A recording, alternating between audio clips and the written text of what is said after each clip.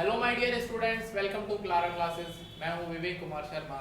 और दोस्तों, आज मैं आपको कूलॉम्स लॉ को वेक्टर फॉर्म में किस तरह से रिप्रेजेंट करते हैं या वेक्टर फॉर्म में किस तरह से सीखते हैं, वो आज मैं आपको सिखाने वाला हूं। और यदि आपने पिछली वीडियो नहीं देखी है जिसमें मैंने कूलॉम्स लॉ का एक बेसिक इंट्रोडक्शन आपको दिया था कि कूलॉम्स लॉ क्या है, क्या उसकी डेफिनेशन है, क्या उसमें पैरामीटर्स हम यूज करते हैं, वो सारी जानकारी दोस्तों मैं पिछले वीडियो में दे चुका हूं। तो यदि आपने वो वीडियो मिस कर दी है तो definitely you should watch that video before starting this video. Okay, so बात करते हैं दोस्तों आज की वीडियो की। जैसा मैंने बोला, कूलॉम्स लॉ को हम डिटेल में डिस्कस करने वाले हैं वेक्टर फॉर्म में। और पिछले वीडियो के लास्ट सेशन में दोस्तों मैंने एक क्वेश्चन मार्क छोड़ा था कंजर्वेटिव फोर्सेस के बारे में। तो सबसे पहले कंजर्वेटिव फोर्सेस को थोड़ा सा मैं बता देता हूँ। हालांकि मैंने वहां पर बताया था, बट रियल लाइफ में उसको किस तरह से हम लोग देख सकते हैं, क्योंकि मेरा काम दोस्तों आपको रियल वर्ल्ड के साथ में फिजिक्स को कैसे जोड़ना है, वो मेरा काम है। वो मैं आपको सिखाने का भरसक प्रयास करता हूँ। ठीक है, I am trying my best.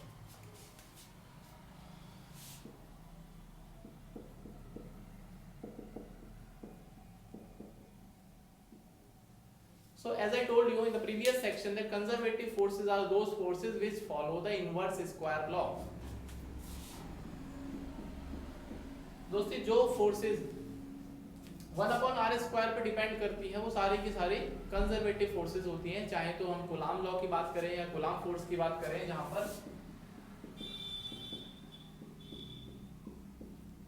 या हम ग्रेविटेशनल फोर्स की बात करें।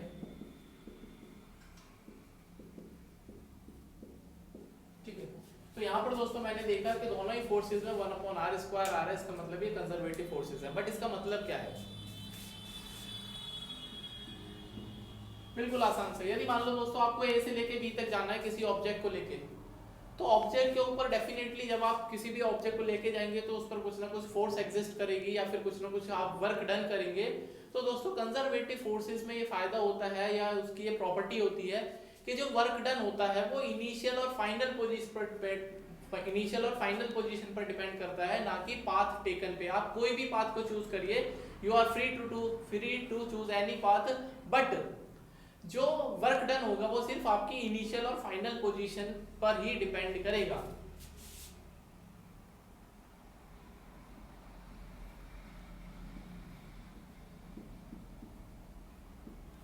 आप ए से बी पे जाइए, पाथ ए को चूज करिए, या फिर इसको थोड़ा सा अलग कर लेते हैं।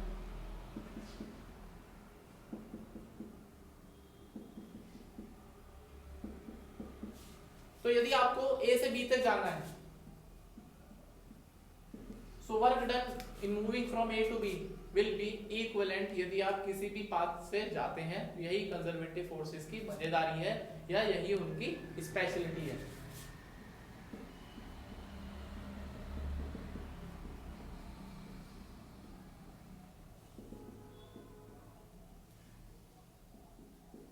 तो किसी भी पाथ को दोस्तों आप चूज करेंगे तो वर्क डन जो है वो बराबर ही निकलेगा। वो डिपेंड ही नहीं करेगा कि आप किस तरफ से जाना चाहते हैं। ठीक है, किस तरफ से जाना चाहते हैं, इसका मतलब क्या है?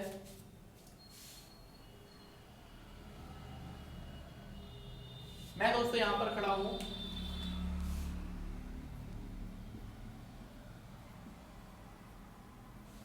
मैं यहां पर खड़ा हूं और जो मेरा एक फ्रेंड है,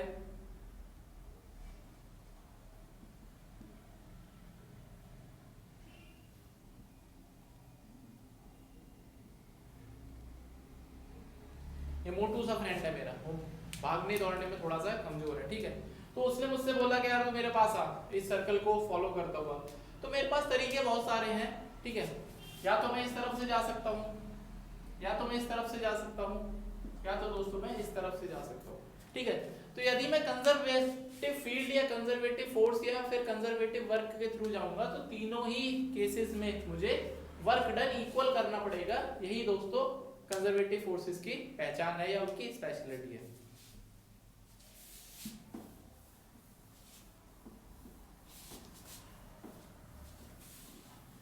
नाउ दोस्तों, we are talking about the Coulomb's law.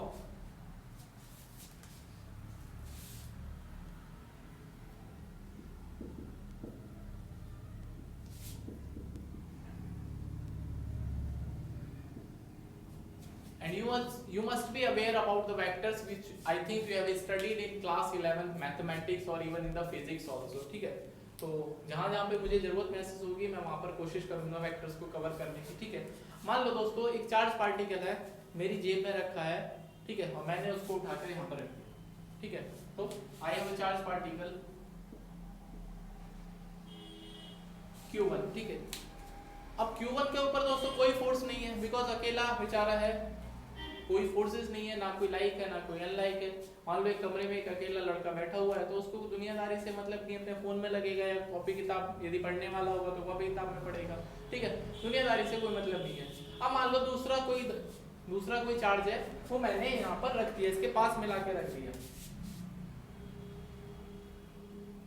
अब मेरे पास दोस्तों Q चार्ज जो है वो सेम नेचर का है, दैट इज ये पॉजिटिव है तो ये भी पॉजिटिव है। तो अब दोस्तों क्या होगा, जैसा कि नेचर है, जो सेम चार्जेस होते हैं वो रिपेल करते हैं, they will try to repel each other, वो क्या करेंगे दोस्तों, एक दूसरे से दूर भागेंगे। तो यदि दोस्तों उसी कमरे में एक लड़का जो बैठा हुआ है, दूसरा लड़का आ जाएगा, तो लड़कों में क्या होता है ना, थोड़ा सा मतलब वो सेम उसके हैं, तो दे विल ट्राई टू बात करने में एक दूसरे से तुरंत से नापसंद करते हैं। बट यदि मान लो वहीं पर लड़की एक एंटर हो जाती है कमरे में, तो माहौल दोस्तों कुछ अलग होगा, दे विल ट्राई टू बातें करना लगेंगे, अट्रैक्ट होने लगेंगे एक दूसरे की तरफ। तो सेम दोस्तों चार्जेस के साथ में है कि वो सेम नेचर के हैं तो दूर भागते हैं, और अपोजिट नेचर के तो they will try to attract each other, ठीक है। तो अभी तो दोस्तों मैंने दो चार्जेस सेम नेचर के कंसीडर करे, ठीक है। अब दोस्तों मान लो वेक्टर्स की मैं बात करता हूं, तो मान लो ये दोस्तों ओरिजिन है, ये दोस्तों ओरिजिन है जहां पर मुझे इनकी पोजीशन वेक्टर को डिफाइन करना है।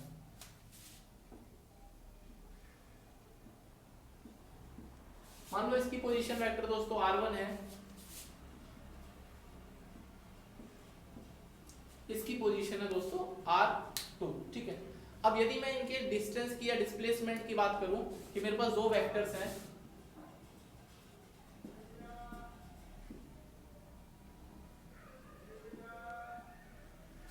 तो ये जो बीच में जो गैप है, ये दोस्तों इनका क्या होता है, रिजल्टेंट वेक्टर होता है, या एडिशन या सब्ट्रैक्शन को हम लोग यहाँ पर यूज करने वाले हैं, ठीक है। तो मान लो ये पोजीशन वेक्टर r1 है, ये पोजीशन वेक्टर दोस्तों r2 है।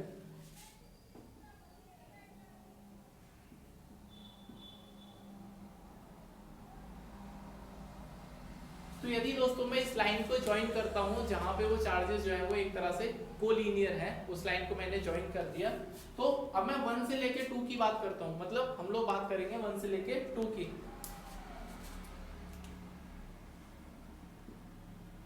सो 1 से लेके 2 तक यदि मैं जा रहा हूं दोस्तों, तो हम इसको R21 से डिफाइन करेंगे, और R21 कितना होगा दोस्तों, that is R2 minus R1, R2 minus R1, that is position vector R2 minus position vector R2। तो इसका जो डिफरेंस है वो कितना निकलेगा, दैट इज R21। उम्मीद कर रहा हूं इतनी बात अभी तक आपको समझ में आ गई होगी। अब हम फोर्सेस की बात करते हैं, तो जैसा कि मैंने बोला they will try to repel each other. तो दोस्तों जो B पर फोर्स होगी F21, force on 2 due to 1, और किस डायरेक्शन में होगी दोस्तों, वो बाहर की तरफ होगी, क्योंकि वो रिपेल करेंगे। सिमिलरली दोस्तों यदि मैं फोर्स 1 पे कंसीडर करूंगा, F12, ठीक है। तो डायरेक्शन कैसे बताते हैं दोस्तों, तो यदि मैं डायरेक्शन की बात करूंगा दोस्तों, तो R21 रूफ, छत, ठीक है। तो ये यूनिट वेक्टर होता है, तो फोर्स की जो डायरेक्शन है दोस्तों वो वही डायरेक्शन होगी जो कि R21 की यूनिट वेक्टर की डायरेक्शन होगी। सिमिलरली दोस्तों यदि मैं इसकी बात करूंगा, तो इसका यदि मैं डायरेक्शन डिफाइन करूंगा इसमें, इट विल बी R12, ठीक है। तो R12 को कैसे लिखेंगे दोस्तों,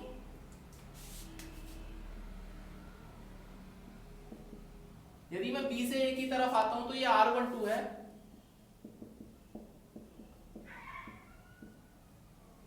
तो R1 माइनस R2 होता है R21, ठीक है।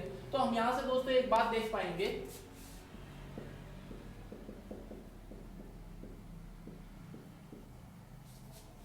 कि जो R12 का जो डायरेक्शन है वो R2 से रिवर्स है, ठीक है। यदि R12 यदि मैं इस तरफ ले रहा हूँ तो definitely you have to take the R21 in the opposite direction. But एक चीज दोस्तों यहाँ पर कांस्टेंट है, वो ये है कि इनके बीच की जो डिस्टेंस है वो तो सेम है दोस्तों। इसका मतलब क्या है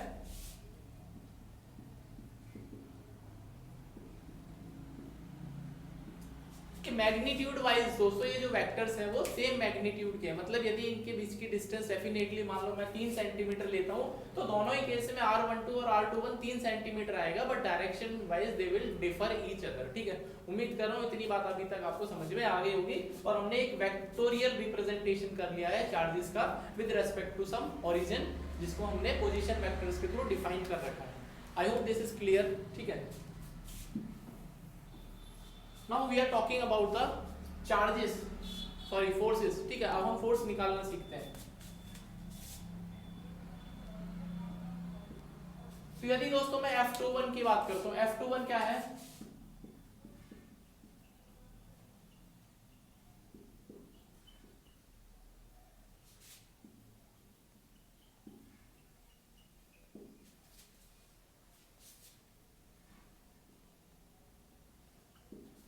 F21 क्या है दोस्तों? चार्ज जो है वो फोर्स Q2 पर, जो चार्ज Q2 है उस पर फोर्स Q1 की वजह से। तो मैग्नीट्यूड या इसका किस तरफ से हम लोग इसको उसमें वेक्टर फॉर्म में रिप्रेजेंट करेंगे, दैट इज K Q1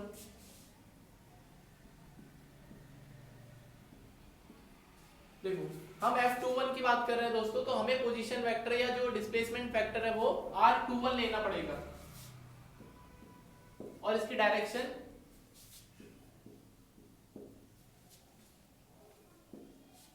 ठीक है। तो K की वैल्यू पिछले सेक्शन में मैंने बताई थी,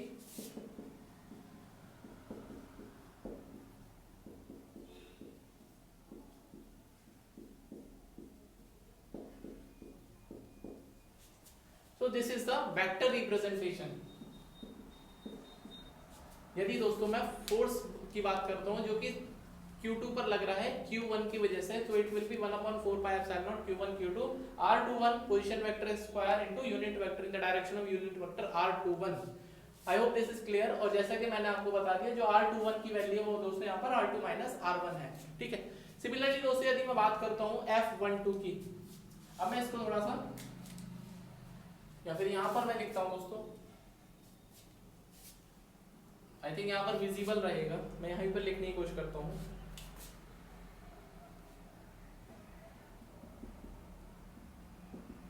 सो F12 क्या है दोस्तों? F12 है force on Q1 due to Q2।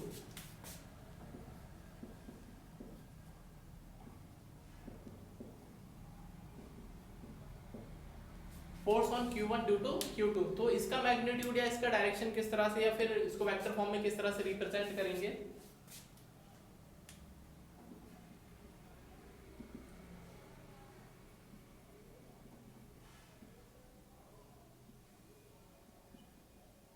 अब हम 12 को ले रहे हैं तो हमें जो पोजीशन वेक्टर है वो R12 लेना पड़ेगा,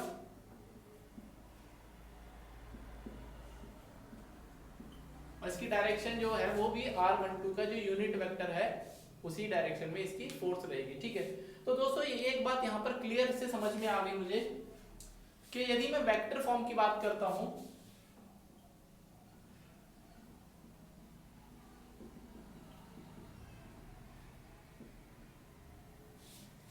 तो जो F12 है वो नेगेटिव है F21 के, because direction wise they are opposite to each other। तो F12 will be negative of F21। But magnitude wise दोस्तों यहाँ पर यदि मैं इनका मैग्नीट्यूड निकालूंगा, क्योंकि R12 और R21 मैग्नीट्यूड वाइज सेम है, Q1 Q2 सेम है, 1/4 pi epsilon naught सेम है, तो यदि सब कुछ सेम है तो डेफिनेटली जो फोर्सेस का मैग्नीट्यूड है वो भी इक्वल आएगा।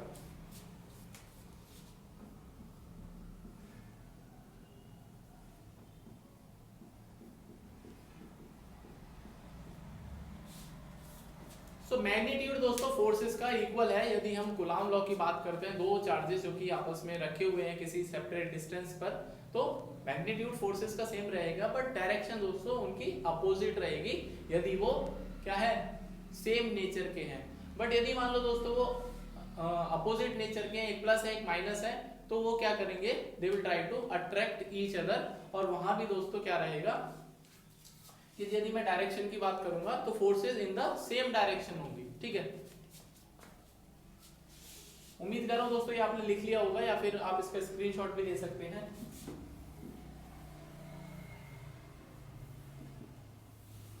मान लो दो चार्जेस दोस्तों अपोजिट नेचर के हैं,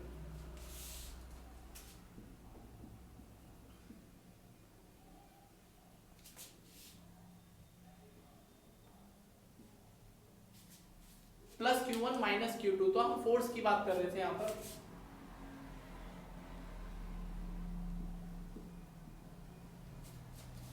ये मान लो हमने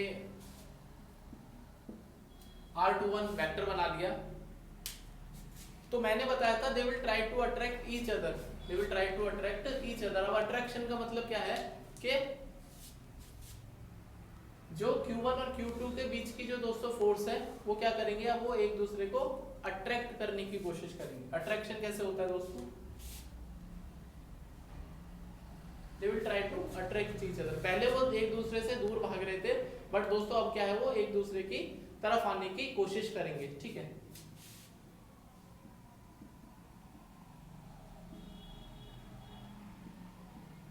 this is force on one due to Q and that is force on two due to 1। ठीक है, तो उम्मीद कर रहा हूँ दोस्तों कि ये भी आपने सीखा होगा, और अभी से इससे पहले जो मैंने आपको वेक्टर फॉर्म सिखाई है ये भी आपको समझ में आ गई होगी। यदि दोस्तों आपको कोई डाउट है तो आप मुझे कमेंट कर सकते हैं। तो इस तरह से हमने कवर किया कूलॉम लॉ को वेक्टर फॉर्म में। And if you face any challenge you can comment me, and I hope you have liked the video, and if definitely you have liked the video तो इसको दोस्तों share करिए और channel को subscribe करिए। और हमारी जो ऐप है ऑफिशियल ऐप एंड्रॉयड जो कि प्ले स्टोर पर अवेलेबल है क्लारा क्लासेस के नाम से, आप उसको डाउनलोड करिए। काफ़ी डिस्काउंट्स दोस्तों वहाँ पर कोर्सेज पर चल रहे हैं, तो आप वहाँ पर जाकर उनको अवेल करिए। तो see you in the next video, till then take care, bye.